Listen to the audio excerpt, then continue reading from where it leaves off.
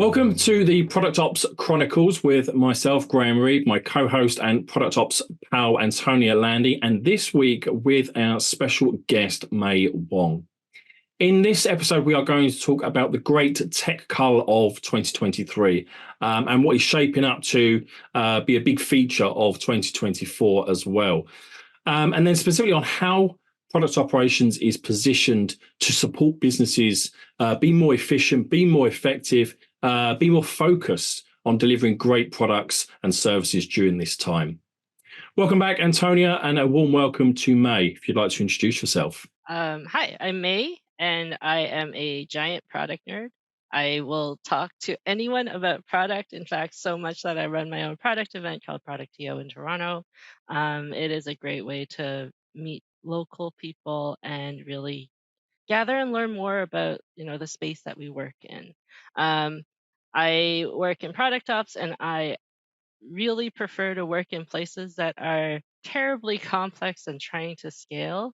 And so I partner with product leaders to really figure out how can we do things better and do like in terms of the product management discipline and the context in which it exists, which is the rest of the organization.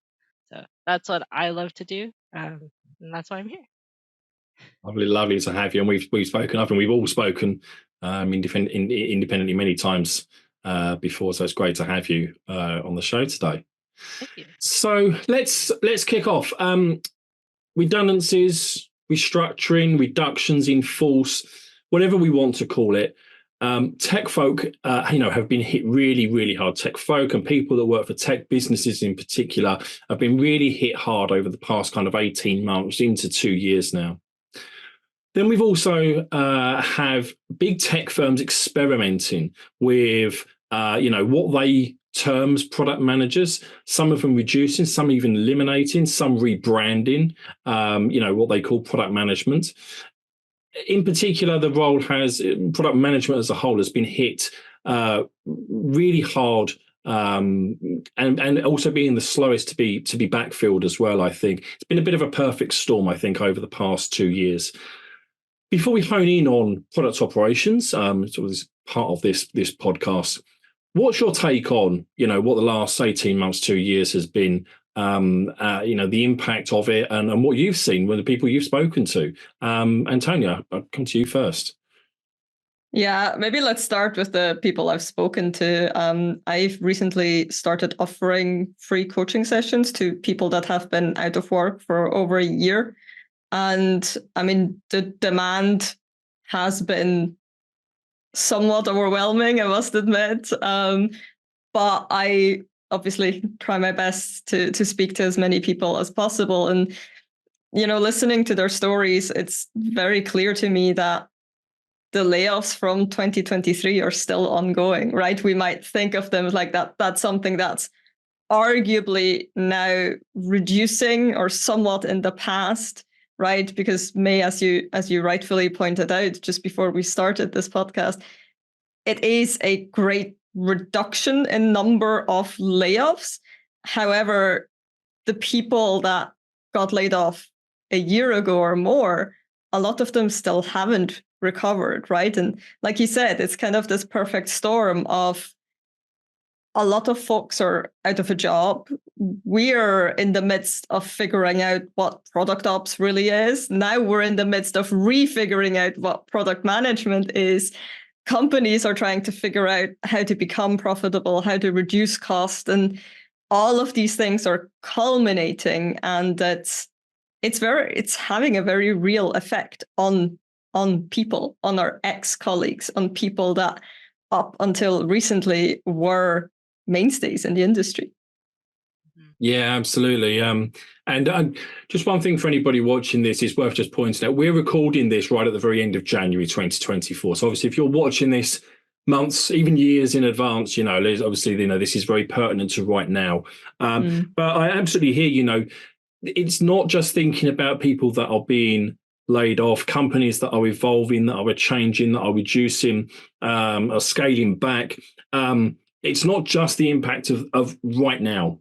It's actually the long-term effect of this on the employment market overall. How many good tech folks are, out there looking for roles, leaving the sector entirely. Many are exploring, and I think all three of us on this call have either been forced to or chosen to kind of explore those consultancy and advisory opportunities as well in the absence of full-time roles. There's just such a huge amount of flux, and it is absolutely continuing, Antonia, as you just said. May, what's your take on this? So the thing I think that hits me the most is when I talk to people where the state of their mental health is, partly because we spend so much time associating ourselves with our work. Think about it. We spend 8 hours a day, 5 days a week at the minimum working. And so it's a huge part of our lives. And when I did the math, it's 20% of our lives, including sleep, is spent working, of our adult lives. And it's a lot. This is a lot to take in. And all of a sudden, this thing you put value, you attach value to, that you feel like has some meaning, especially if you're in product ops, because for a lot of us, we feel like our work is actually quite meaningful. So all of that value is suddenly pulled away from you. And what do you do with it? Right?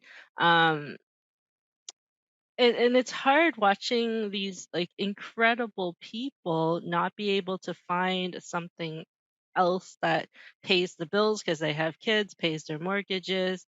I know someone who went from being a PM, and because he's slightly older, he's working in a bakery right now because he needed to pay the bills. And it's really hard to be able to figure out what it is that you want to do when you have all of these societal pressures on you as well. So like for me, the thing that comes to mind is mostly mental health. In terms of the job market, I think I do feel like it's recovering. I'm seeing a lot more what feels like real postings and people moving on to new roles, which means the shuffling is happening again. And people are taking that risk to apply to different places. A lot of people who told me in the past that they were stuck in various roles have moved on to new roles, which I'm really happy for. So there is that slight spark of optimism again, and I really want to encourage people to cling to it a little bit, Yeah, that's really interesting. And maybe if I could just very quickly jump on that, I do think you're right. I do think we are, especially in product ops, seeing more roles. However, there is varying quality in those roles, right? Like I think Graham, you and I had a good chuckle on some of the job postings we've seen where it was just like, you need to know SQL, you need to do some customer service, you need to do like third level support. By the way, you also need to be a skilled and trained PM and Scrum Master, and you need to have 3 years of experience in all of these things. And it's just... And you are responsible for documentation. Oh, absolutely.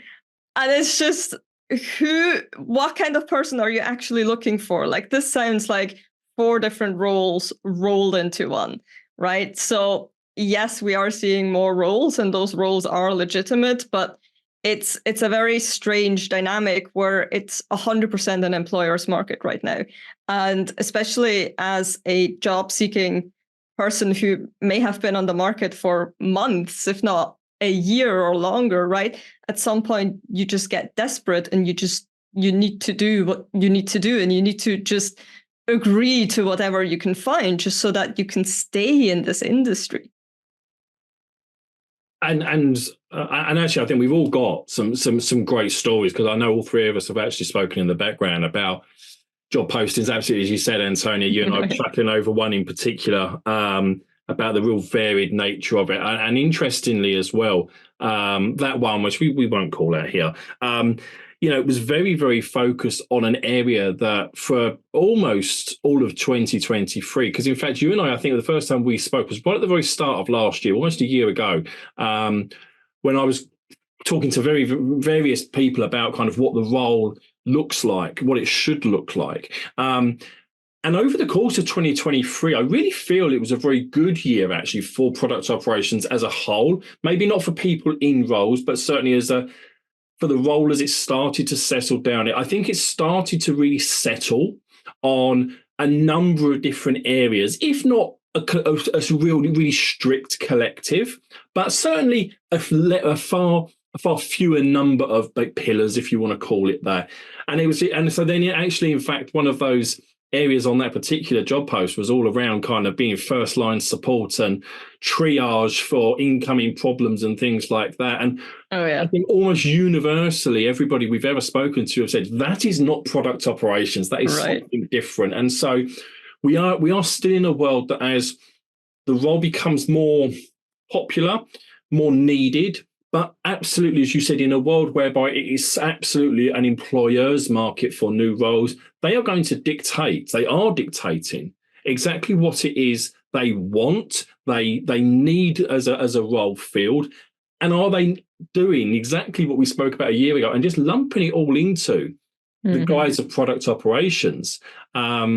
So, yeah, it's an interesting, that's a very interesting topic about, I think we all agree it is settling in that space, but people are still chancing their arm a little bit. Yeah. It's one of those things. I feel the same about 2023 as you feel. Honestly, at the end of 2022, I wasn't 100% confident saying product ops will stay.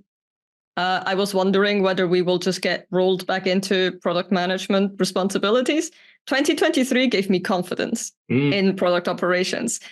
But now, like you say, companies are dictating what product operations is, and a lot of people are just using it as a collection of whatever everybody else doesn't want to do. And that, once again, worries me a little bit. Yeah, go for it, May. The miscellaneous bucket, right? Yes, exactly. I feel like it's kind of how most people ended up here. Having done all the miscellaneous stuff and realizing, oh, this could be a job.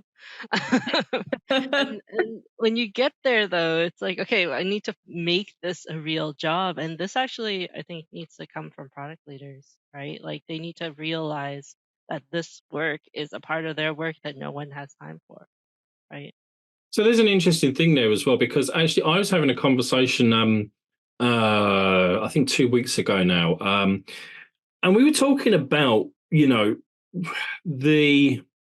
does product operations sit best in terms of a senior role versus a junior role, and encompassed within that was about someone that has got experience versus kind of, as we've talked around here, is someone that's just picking up the slack, someone in a junior role that's picking up that slack. And look, one of the fundamental things about product operations is that, it is absolutely there to help support the business. But as it has been continued to be defined, there is very, very distinct value that it offers to businesses. For me, that is a higher level. That's at a strategic level, being that strategic partner to leadership, having an amount of authority over, product teams to kind of go and do what's necessary, not be bound by silos, things like that. And firstly, that's not a junior role in itself anyway, but also the level of maturity, the level of confidence, the level of experience needed to go to the places, talk to the people with confidence, without being biased towards product or against product, that takes an amount of experience regardless of who and what you are, not just in products, but across the board. So again, it doesn't feel like this is a junior role, or best suited to a junior role, just picking up those pieces, which is then a little bit against some of these roles and some of these job descriptions that we have been seeing recently, which is kind of just like that, that catch-all, that overflow, that overspill utility. There are junior product ops roles, right? It's not like we're saying you have to have been a product leader for an X number of years in order to break into product operations, but you need either an established team of product ops people, or you need to have a product leader who is very serious about making your product ops role a success. And I think that's exactly the difference, right? We are seeing this bucket of miscellaneous things. They call it product ops because it's something that is just in people's minds at the moment. I don't know, maybe it gets them more clicks, right? Than I don't know how many levels of support. But the difficulty is that product ops is malleable, right? And there's nothing wrong with that. It's at the service of the product organization and at the service of the users at the end of the day. So it is malleable. But these trends are doing us a disservice, right? Because you will hire people that won't be able to do all of the things you want them to do. You will have really strange expectations of what product ops is there to do, and then it will fail. And then you have a bunch of people in organizations going, oh, we tried product ops, it was garbage. Yeah. And they will just go on, continue thinking that product ops is useless. And that's what I'm worried about. Yeah. Yeah. So this actually kind of reminds me. So many years ago, someone was telling me about the role of a chief of staff, right? And that person told me there are 3 types of chief of staff. The first one is basically an executive assistant. They book meetings, they make sure your calendar is free, they push away people who are annoying, so on and so forth, right? The second type of chief of staff is kind of like EA but elevated. You get to start making some decisions. You get to it's closer to people ops HR kind of role where you start looking into the different things but you're still very much in an administrative position. And I think that role is where a lot of junior product ops tend to be. If you actually know what a chief of staff is and you're hiring for one, um, those tend to be people who are like, how do I change this organization, right? And I think the key word here is change. You bring in product ops people to change. If you want an admin person, they're a lot cheaper. Go and hire an admin. We're expensive for a reason, you know? Yeah. Yeah, no, and you both of you are absolutely right. You know, it is the, and this is the thing we need. It's a difficult one to explain sometimes, in that some of these overflow type tasks, you know, certainly in isolation, that's fine if that's what the business needs. If it's a almost temporary arrangement or something that needs improving, okay, that overflow is not there by design. It's something that needs improving, so we don't have that overflow. That's perfectly fine. And there's no one in the world would say, well, okay, product ops is above that, or that's beneath product ops to do and to solve and to help. No, not at all. But for me, it always comes back down to kind of that experience. It needs that experience there. And Antonia, you're absolutely right. You know, though there are, in inverted commas, those junior roles available. Absolutely, people can come in, learn product ops, move up the ranks, as it were. Absolutely. But the role as a whole, the function of product ops, does need that amount of experience to go with it. And so I think actually this is a great opportunity to kind of push actually now forwards a little bit in our conversation to where does product ops help best, in these businesses that are like what are watching the pennies. You know, May, you were saying this, about those chief of staff roles, absolutely, that are there to help and to support, and they provide that value. Where's the value? Firstly, where's the value in product ops?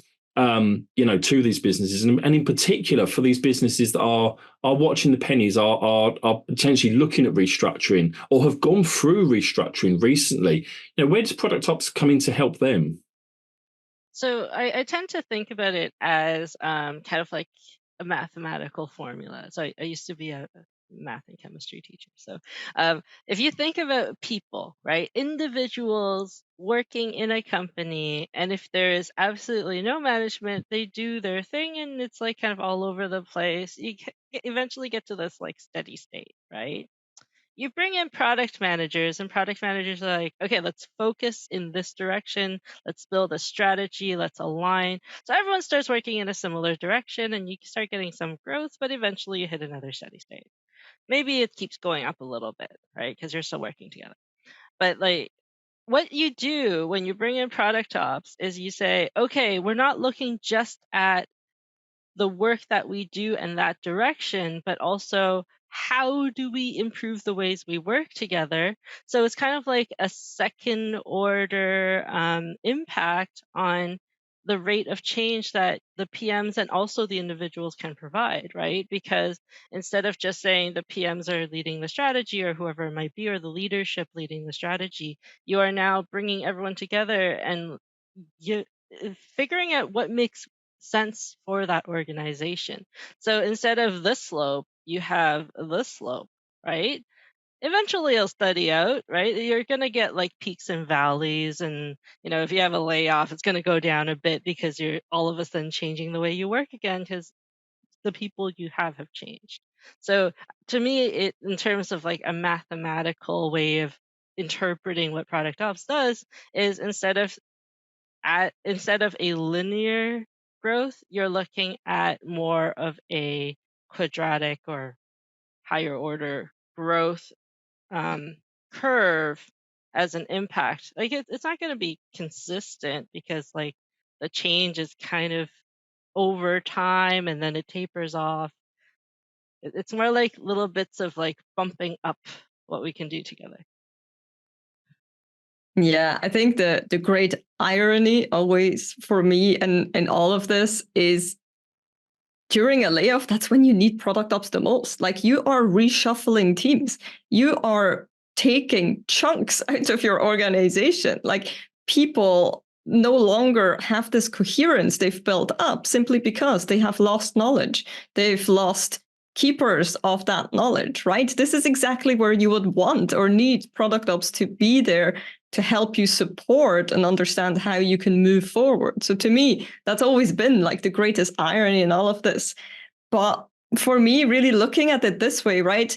And again, this is a matter of equation, maybe very closely related to May's point, right?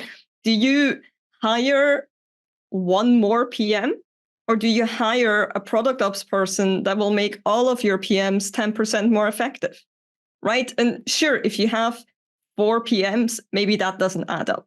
But if you have 20, if you have 50, that's going to be orders of magnitude more impact across the entire business. And I think that's what we're aiming for. And maybe we've never really spelled it out in such simple terms, and maybe that's on us, right? But I think to me, it seems nonsensical to stop focusing on product ops at a time where everything is so in flux. I think you've both said it so well in that you're absolutely right, in that redundancy period, everything is thrown out the door. I don't necessarily think in all cases. In my last role at Carbot, for example, we went from 9 product teams down to 2. Actually, I can't sit here and justify actually 2 product teams in a business that lost 60% of its staff. Is product ops still vital if you are absolutely watching the pennies? Actually, no. Look, in that situation, I can't say that with all honesty.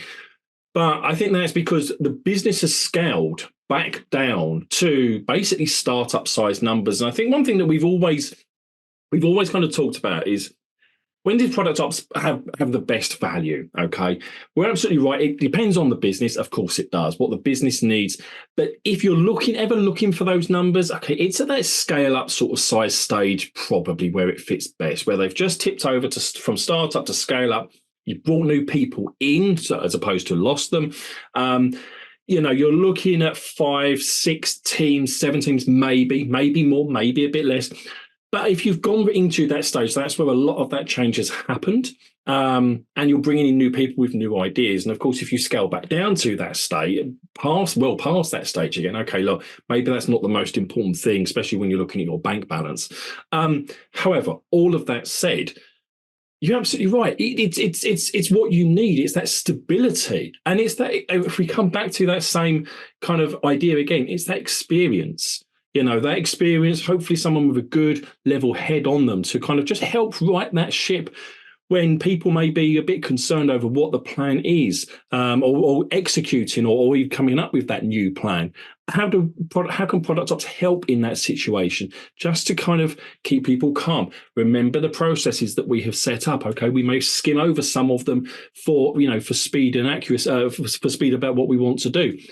But at the end of the day, product leaders are going to have a hard enough time dealing with the fallout of what's just happened, without kind of then having to continually think about all of those logistics that still need to happen in a business. Yeah, and I think that's exactly, like, it genuinely makes me angry, because you are in a position right now where you need to do less, right? You need to do more with less, excuse me. Why you need such intense alignment? You need such intense strategic direction, right? Why are you not investing in this right now? This should be your top priority. Examining how effective your organization is and optimizing for that as much as possible, so that you deliver continuous value to your user in a way that works for your business, and you do it more cheaply than you did it a year ago, 2 years ago, 3 years ago. Like, why is this not something to invest in? And May, just before I come on to you, because there's an interesting piece to follow up with that, is that, and really a question for both of you on that, is that because in a crisis, such as something like that, people revert to type. They revert to what they know. So as opposed to looking at this as an opportunity to go, right, okay, look, how can we be more efficient, or how can we continue on this line and ride this wave a little bit, as opposed to people revert to type and go, oh my God, okay, right, let's slim right down everything we need to, but we need people on the ground. We need the developers and the engineers coding. We need the product managers fully focused on delivering, and everyone just needs to focus on all of that, as opposed to, again, what could we be doing more efficiently? Is that part of the problem as well? But May, sorry, I'll hand over to you. I don't know. Okay, so that is kind of the instinctive response, and that's the response how companies have operated. But really, anytime the size of a team changes by 40%, you basically have an entirely different company. Forget the team. It's like the whole company changes now. So when you're talking about, and it's not just one team by 40%, when you cut, you're almost always cutting support, you're almost always cutting the agile team, you're almost always cutting design. Like, let's face it, that's the teams that get cut, right? And so when those teams get cut, everyone else has to change how they work. And who does that restructuring? Because we invest, like, by we I mean corporations, right? Corporations invest so much in growth, right? They're like, oh, we need to grow, we need to think about how our organization is designed. When we scale back, it's a huge amount of change. Your strategy has to change now, because, well, your organization has changed. How you align yourselves and how you actually make decisions has changed, and everyone is also depressed because they're like, oh, am I next, right? So all of these things add up, and you suddenly have a very difficult organization to work in. And if you're trying to squeeze productivity out of those who remain, you're not going to get any productivity out of them, right? So, like, I think product ops has the greatest opportunities in great times of change. All right, like, I'm framing it that way specifically because I feel like anytime I've been able to get anything huge done, it's because there was a crisis and you can leverage it to make something else or everything else a little better. And so it's like, I feel like if there is a layoff and you keep your product ops person to figure out the layoff, you're probably not going to have that job for very long. Like, let's face it, right? You get everything back on track, and it's like, okay, the time of change is over. It's back to steady state. Fine. But I think it's worthwhile thinking about, like, should you keep the product ops person on a little longer? But also, they're probably figuring out that they're up next soon, right? So it's a little bit of that dynamic, but for most of us, we do things because we want places to work a little better. So, it's not terrible to work in that company. That's my personal goal, to make companies work a little bit better so the employees are happier. So like, not happier, but less frustrated specifically. So that's what motivates me, right? So if I see this happening, I'll be like, yeah, I'll fix it, and then I'll probably, meanwhile, I should probably look for something else, because that's a sign. Um, Yeah, I think this opens up an interesting question around, should product ops be done fractionally or in the interim, right? Is there a scope to have somebody 2 days a week for 6 months? Or is there scope for somebody to guide an organization through this sort of transformation for a year and a half, and then bow out, right? And I think this is something that us in product ops are exploring, seeing if there is scope for that. But I think at the same time, we are also reverting back into old patterns, like you said, Graham, right? Like, product ops is a luxury, right? Like, oh, research has become a luxury, right? Like, UX design to a certain extent has become a luxury. If you really go bare bones, you need a CEO and some engineers, right? So everything else to a certain extent has become a luxury. And I think this reverting into old patterns, I mean, we've even seen it in product management, right? People who still have their job, but they no longer have time to focus on things like user research. They no longer have time to focus on things like discovery. They are now just delivery machines, just like most other people who got to stay behind. And it's a very interesting but huge discussion, ultimately, with what we're seeing in the market, with what we're seeing with how organizations are behaving. Where does this leave us, right? Where does this lead us to? There are so many people that have been laid off in the last 16, 18 months. There are just not enough jobs right now. So are we going to be working in bakeries, right? Are we going to be pivoting out of tech because that bubble has burst? And I think there are just so many questions on the horizons right now, and we just find ourselves in the middle of all of this, like you said, May, trying to make product organizations just a little bit better than when we found them. And it's tough to tell what the next 12 months even have in store for us. And that's an interesting point. I mean, we could do. I mean, I think many people could do an entire series of podcasts about this idea of reverting to type. In just product management, it's a very interesting kind of study there on we've moved on from, or many businesses have moved on from, the idea of feature factories and backlog managers, and then all of a sudden, we want to really slim down, and then all of a sudden, do they revert to that? Do they revert to the founder and the CEO? They just say exactly what they want to see, and you don't do any discovery, and you just churn out feature after feature because you've just got to keep making money. I mean, there's a fantastic study there that I'm sure many other product leaders will be able to take on.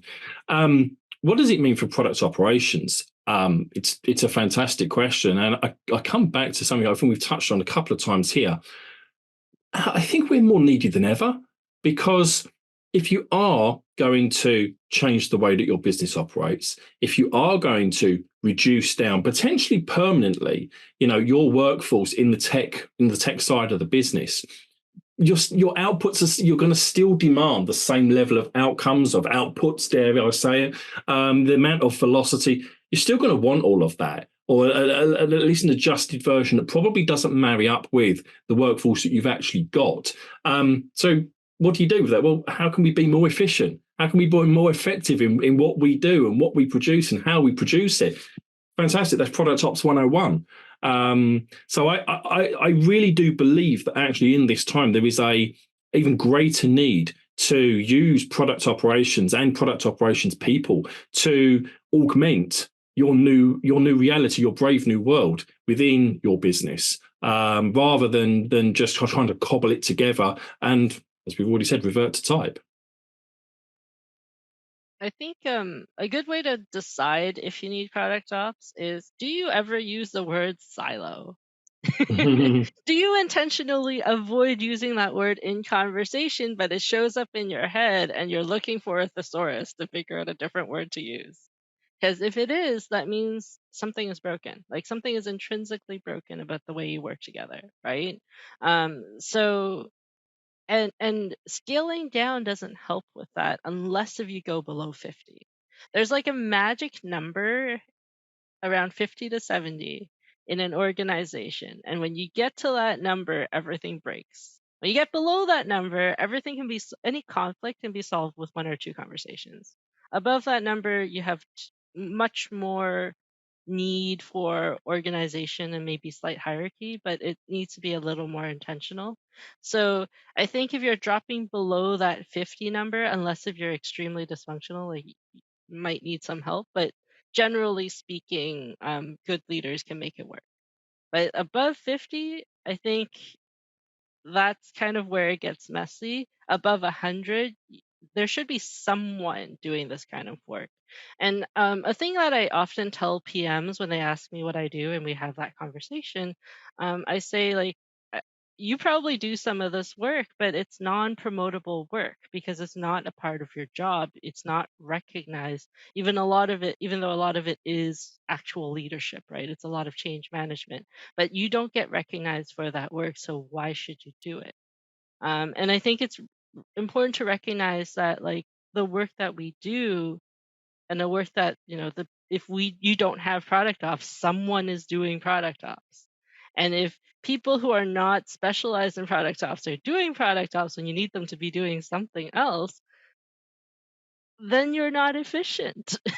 How many people on your team are trying to figure out, how do I talk to marketing when marketing doesn't want to talk to me? Yeah, and I think that's such an important point, right?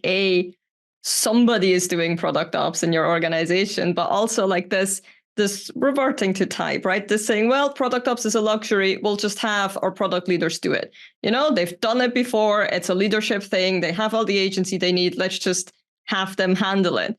But then you get into situations where an initiative that would have taken us 2 weeks to start testing takes over a quarter, right? And then we're exactly back in this efficiency things. Like, yeah, of course you can get other people to do this stuff. It's not rocket science. And if you have enough product management experience and you're a decent leader, you would be able to do these things, but you also have a different full-time job. That is very important, right? And just seeing these organizations really meander through this necessary change, meander through, yeah, we'll have somebody look at it. Yeah, I didn't have time this week. I'll look into it next week. Yeah, I spoke to some tool vendors or whatever it is, Yeah, they'll send me a demo. Yeah, I forgot to follow up. And then it's the end of the quarter and nothing has changed. You're in exactly the same position you were 3 months ago, except you're now even more frustrated. I'm just going to come back to one thing you said there, Antonia, because I think it's an incredibly important point. Yeah, this can go back to product leadership.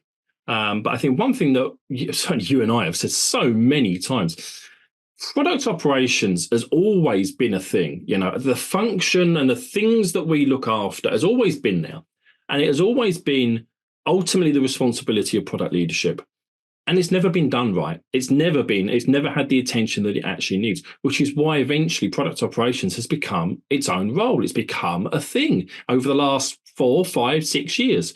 So it's very interesting that the idea of, well, let's just put it back onto product leadership. They were doing it all right before. No, they weren't.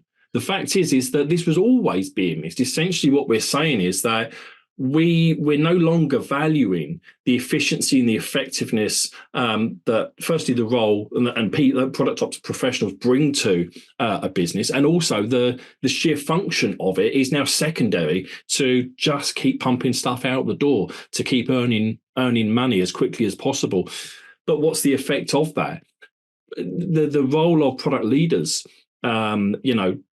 fundamentally doesn't change. What are they still doing? Well, they're still scrabbling around with the vision and the strategy and what we're doing. They may now have to be more hands-on than they were before, potentially.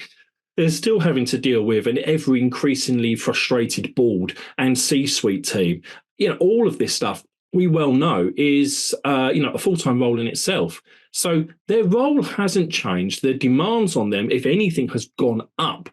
So where is the time that they can now go back and do all of this stuff when we've merged this role back into them again? It's not there. Mm-hmm.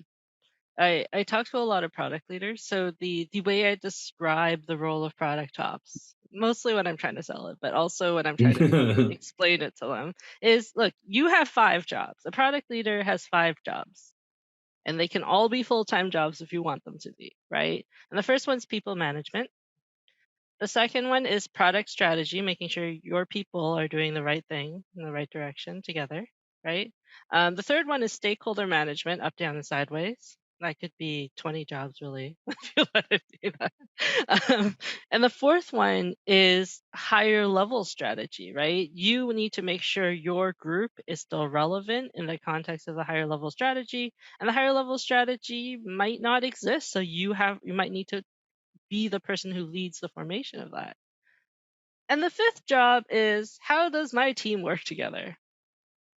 Out of those 5 things, what is the lowest priority? I always call it product ops is the lowest priority elephant in the room. If you deal with the elephant, everything's going to be so much better, but it is never a priority. So investing in product ops is saying, I am going to invest in dealing with this elephant and make the elephant work for us and work with us and make everything happen, right? Because you talk to any PM, they will tell you how frustrated they are, especially in places without product ops. I'm going to put that caveat in there. But really, it's there. The frustrations are there. There's a reason why 66% of senior PMs in the US want to quit their jobs, right? Like, that's an insanely high number for a job that pays so well, right? Like, there needs to be something. Um, and it's so expensive when a PM leaves because training takes at least 3 months, if not 6, right? To really learn that market context. Hiring takes even longer sometimes. And hiring takes time out of your day. And so retention is important. What does product ops do? Product ops make people a little happier so they stay a little longer. Imagine how much money you'd be saving if your average tenure went up by 6 months across the company. That's such an excellent point, actually framing it in terms of employee retention as well, because you're absolutely right. And I think there is this tension between what the PMs on the ground, so to speak, feel and what product leadership feels, right? And the amount of pain and the amount of agency in changing that, either themselves or getting somebody else in to change that. But the lowest priority elephant in the room is definitely something I will steal from you. That's absolutely excellent. I'm trying to make this go viral. Yeah, I really like that, and I think there's a piece there as well, which I think actually is a piece that I'm going to take away actually, and I'd love to kind of have some good quantifiable research on, but there is absolutely a piece here leading on from that product operations pays for itself in that respect. If you have if you have the capacity to help product folks, whether they're seniors or not, product teams and leaders, be more efficient at their role, just to keep them on board, just to retain those staff at a difficult time, as many businesses are going through. Just on that, some money saving there. The cost of hiring somebody else and retraining, is many thousands of pounds. Is well documented. So actually, does a product operations person, just one, pay for itself in that respect if you can achieve that, let alone the somewhat more intangible costs of efficiency in how people work. Yes, okay, they're on hours saved, then on more things that they can do and things like that. There's lots of different calculations you can put together on that, I'm sure. But even just on that very vagueness, product operations must surely pay for itself over the course of at least the first year. Yeah, and I think, I mean, honestly, sometimes I almost feel like we have a little chip on our shoulder because we keep telling folks it's hard to measure. I think that's something to be challenged, but I think it's also important to remember that even in product ops, there is a wrap-up phase, right? Like you said, I mean, training just quote unquote a product manager takes 3 to 6 months. Now, imagine training somebody on the unwritten, unspoken rules of your organization and then asking them to change that, right? That's going to take time. Like, we should be spending at least the first month just speaking to folk and not even trying to form opinions, right? Just observing and taking things in. So yes, there is a return on investment on product operations, but there is a ramp up phase, right? Like, let us arrive. Let us not start breaking things immediately as soon as we get into the door, because nobody wants that at the end of the day. It's impossible to just walk in and change things. Yeah, No, you're that's a absolutely really right. good way to have a very short tenure. But it's absolutely about, you know, what the right way to do. And I've spoken to so many product ops people that say absolutely exactly the same thing. And in conversation and in interviews, you know, I was on a separate podcast a couple of weeks ago where I asked exactly that. Well, what does the first 3 months, what does your first 90 days in product ops look like? It's very easy. Discover it. You're talking to as many people as you possibly can. In that first month, you don't do anything. You know, actually, depending on the size of the business, the complexity of the business, your first quarter could mostly be filled with talking, understanding, gathering, and analyzing your feedback. Just because one person, one team tells you something, well, actually, what's the impact that that's actually going to have on other areas, the whole business? You know, you need that very wide, that very broad vision of the company, what it looks like, how it operates, and that can be very, very complex at times. So you don't go in and we change all this stuff. And I think every product ops person absolutely, you know, says this, agrees with it. And I think sometimes that's a little bit difficult as well for businesses to accept, to take on board, you know, especially in times like this. Well, okay, well, fantastic. We want to bring you on. You've got to hit the ground running. What changes are we going to make? When are we going to start seeing those savings? Well, I could start making changes on day one if you really want me to, but that's not going to be sustainable. That's not a good way to approach this. You know, you need to be thinking of, you know, your implementation of product operations is a longer term investment in your company. It's not a bring a change manager on board, bring a behavioral manager on board, and we'll go and solve this. You know, and you'll get your playbook out and you just go and attack this from day one. It's not the way it works. Yeah, it's very interesting. I get that question a lot in my consulting work. It's like, okay, so what, you know, do you have a product ops playbook? Like, what do you recommend we start with? And it's like, well, what are you struggling with? Yeah. You know, like, where do you want to be as an organization? Like, let's start there. And I think it's part of the reason why product ops is hard to explain, hard to grasp if you've never really worked with it, right? It's just a great big, it depends, right? What do you want to achieve? I can help you get there, but I need to understand what the barriers to that are first. I talk to when I talk to product leaders, they're like, how would we work together? I say, well, I partner with you to get to the vision that you want to build, right? You have a team, your team is working towards that vision. Let's get there faster. Let's figure out, how do we do this better? What are the obstacles in the way to getting to your vision, to helping PMs like be really effective and help them do the things that they actually want to do, right? Most PMs want to do their job. Let's let them do their job. How do we get there? So it's that partnership that lets the product leaders focus on the really, really, really important things that they do, the teams to focus on the really, really important things that they do. And it's like all the little like background noise, all the little like things that come together that helps things make sense, helps bring clarity, helps people learn about their market and their context. All of those things come together That's what really builds that organizational culture, right? We don't. I feel like we don't talk enough about culture when we talk about product ops, because I firmly believe that culture is what people do on a day-to-day basis.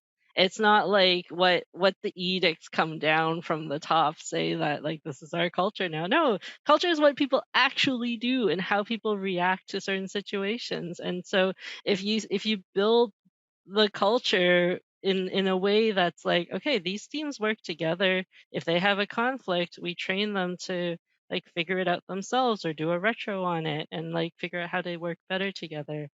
We have managers to help facilitate these interactions, and sometimes you have to move people around. That's cool, but like, how do these bigger teams work together? And so that kind of creates a structure that's a little bit more organic, because we're all humans, right?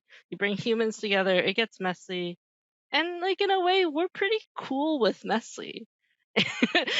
All the people who are like, what is your framework? It's like, there is no framework. You have humans. Humans come and go. Humans change. Humans go through terrible things in our lives, right? Like all of these things come together to make things complex. And with that complexity, it's like you kind of have to embrace it a little. So no, there's no framework. There is no framework. There are many frameworks. You just like figure out what might work best for the context of your market, your product, and your organization. I got asked exactly that a couple of months ago by somebody that says, well, what framework would you use? What framework does product operations use? We don't. This is not agile. This is not. And interestingly, this is someone that was a product management leader, long-time product management leader. Was very new to the concepts of product operations till we kind of spoke. And yeah, it was like, what framework do you use? There is not one. We don't do this. And May, I absolutely love what you said there, that culture is a massive thing. Product operations is so much around the people that you're working with. It's about, there's as much psychology and core change management concepts in terms of what we do. In terms of how does an individual, how are they going to react to the changes that we're putting forward? How can we help them individually, or how do we help teams that actually might feel worse off through something that we're going to kind of go and do? Certainly in this context, how are we going to help these teams, that have just been impacted by a massive change in the business? We need to understand a little bit about their mindset. How are they on an individual level? How is one person kind of feeling about this versus others that would be usually really up for improvement and change? We have to adapt to those circumstances, and a framework notoriously is very unflexible, for that. So I think it's an absolutely valid point there. We're coming towards the end now, and I think there's one interesting piece that we've really touched upon right at the end here as well. Is there anything that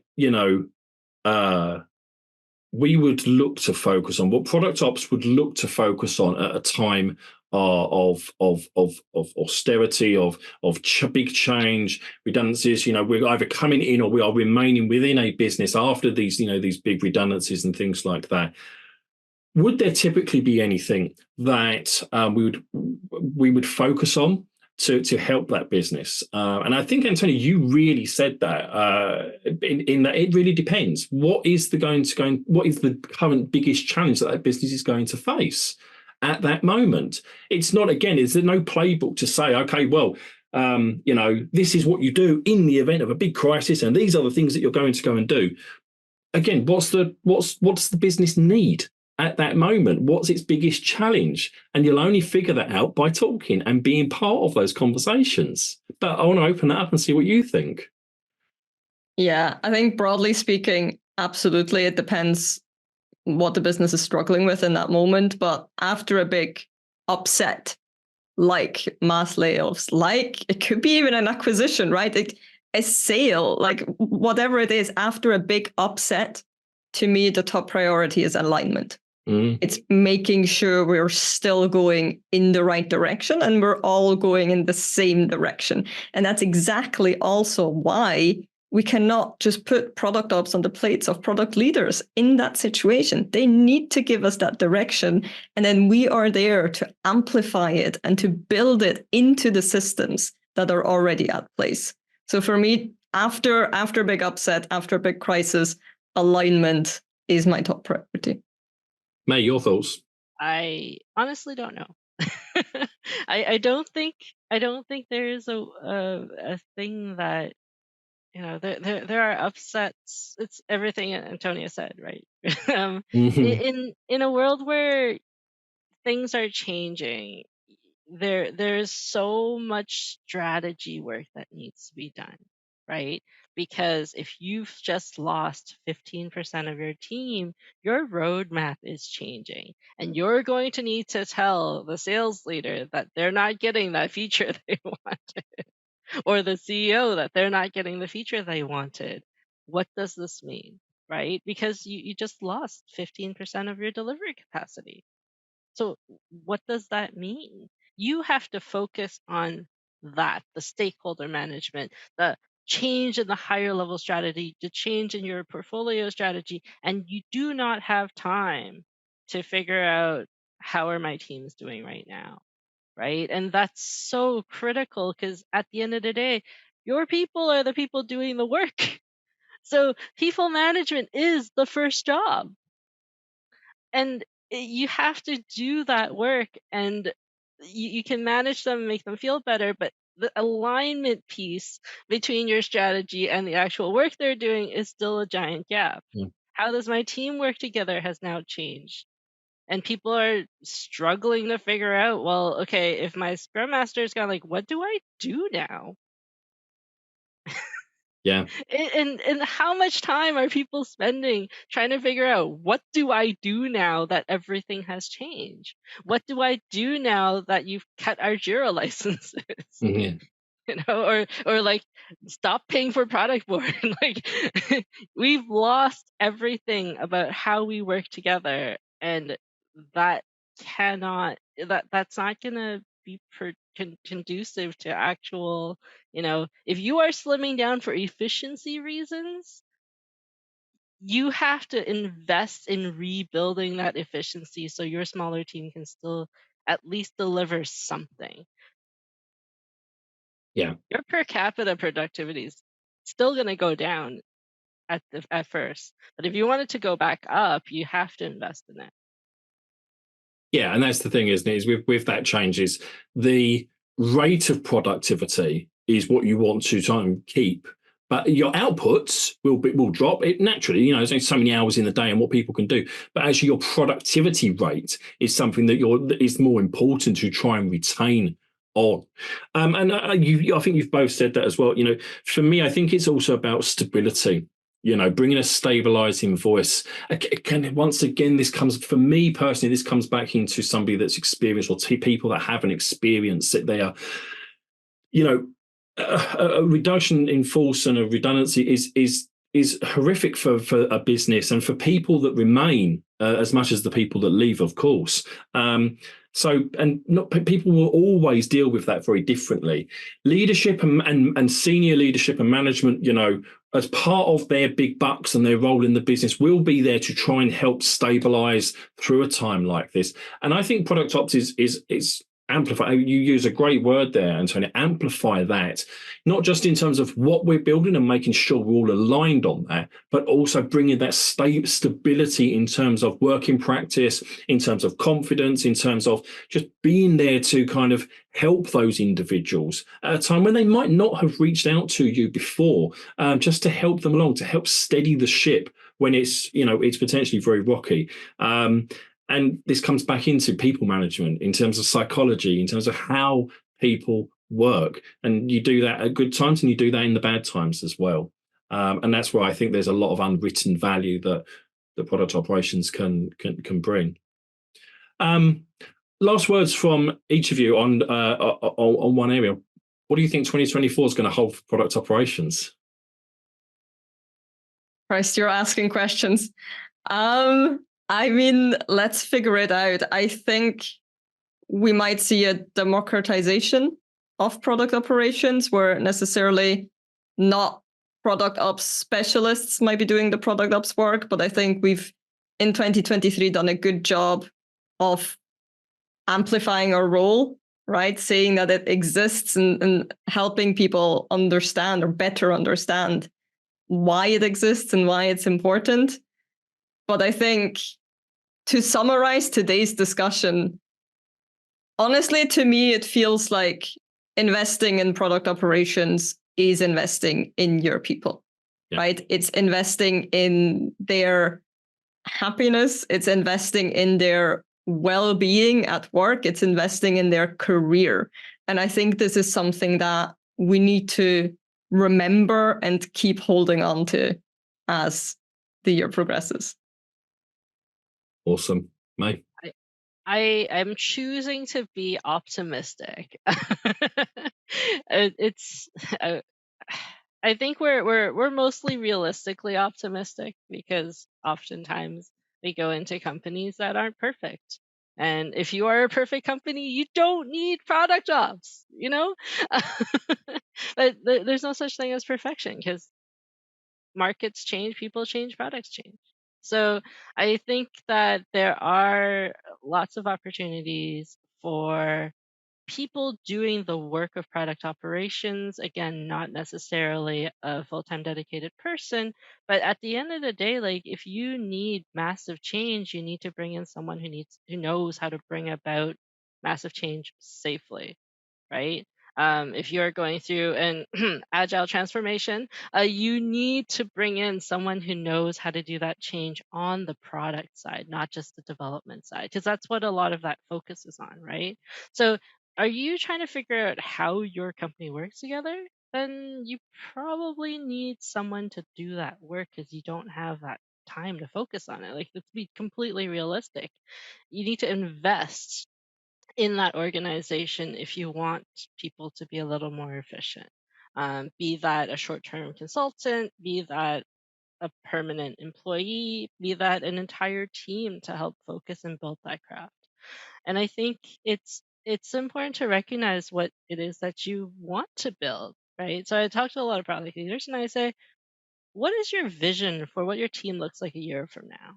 And most of the time, they never even thought about that, right? Because they think about the vision for the product, the vision for the strategy, but the team that builds it is also a part of that equation. So think about that. Think about what you want to build. And like, if you don't know how to get there, you probably need someone who knows how to get there. And if you have the funds, great.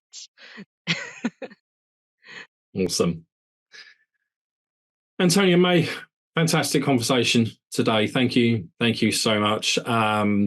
That's it, everybody. Thank you to my co-host, as always, Antonia, and especially May Wong, our special guest today. Please do connect with any of us on LinkedIn. We're all fairly prolific on there. I want to say thank you as well, as always, to the Product-Led Alliance for hosting and facilitating this continuing podcast series.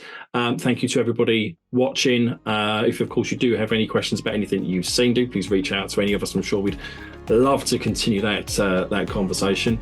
And we will see you again on the next episode of Ops Chronicles. Thank you. Bye-bye. Thank you.